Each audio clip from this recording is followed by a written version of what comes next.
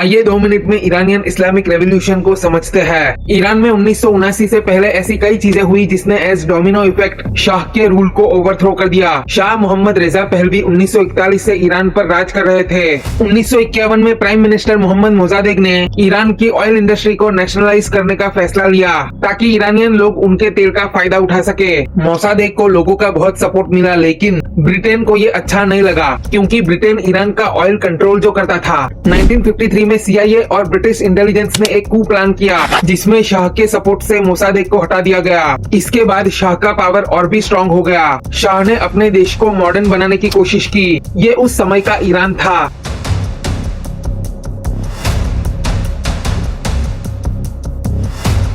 लेकिन उसकी पॉलिसी से रिलीजियस लीडर्स और आम लोग नाराज थे। शाह की सीक्रेट पुलिस साबक बहुत ब्रूटल थी। जो भी उनके खिलाफ ऑपोजिशन करता था उनको जेल या टॉर्चर किया जाता था। अयातोला खोमेनी जो एग्जाइल में थे, उनकी स्पीच और मैसेजेस काफी लोगों तक पहुंचते थे और वो शाह के खिलाफ प्रोटेस्ट करने के लिए लोगों को इंस्पायर कर रहे थे। इसके बाद आता है 1971 जब शाह ने ईरान में एक लेविश पार्टी थ्रो की। इस पार्टी का कॉस्ट आज के हिसाब से हजारों करोड़ों में था। दुख की बात यह थी कि इस टाइम 90% ईरानियन लोग बेसिक फूड, क्लीन वाटर और रोजगार के लिए स्ट्रगल कर रहे थे। 1977-78 के बीच एक न्यूज़पेपर इख्तलात में एक लेटर प्रिंट हुआ जिसमें अयातोला खोमेनी को ब्रिटिश एजेंट और इंडियन क्लरिक कहा गया। लोगों ने जब अखबार पढ़ा तो इसको खोमेनी के खिलाफ एक अटैक समझा। इसी रीजन से 1978 में प्रोटेस्ट बढ़ने लगे। शाह की पुलिस और आर्मी ने प्रोटेस्टर्स पर गोली चलाई जिससे और ज्यादा लोग सड़कों पर आ गए। ऑयल वर्कर्स, गवर्नमेंट एम्प्लॉइज सब स्ट्राइक पर चले गए। शाह का कॉन्फिडेंस और हेल्थ दोनों डाउन हो गए और शाह जनवरी 1979 में ईरान छोड़कर भाग गया। इसी बीच अयातोला रुहुल्लाह खोमेनी फ्रांस से लौट आए और उनका स्वागत करने के लिए लाखों लोग तेहरान में आए। उस समय मिलिट्री ने न्यूट्रल रहने का फैसला किया था। रिवॉल्यूशन के बाद 98% वोट से ईरान इस्लामिक रिपब्लिक बना और खोमेनी सुप्रीम लीडर बने। अमेरिका और बाकी वेस्ट की इंटेलिजेंस एजेंसीज को लगता था कि शाह की सत्ता स्ट्रॉन्ग है और ऑपोजिशन वीक है, लेकिन डिक्लासिफाइड डॉक्यूमेंट्स के हिसाब से यूएस इंटेलिजेंस ने ऑपोजिशन के स्ट्रेंथ को अंडर एस्टिमेट किया था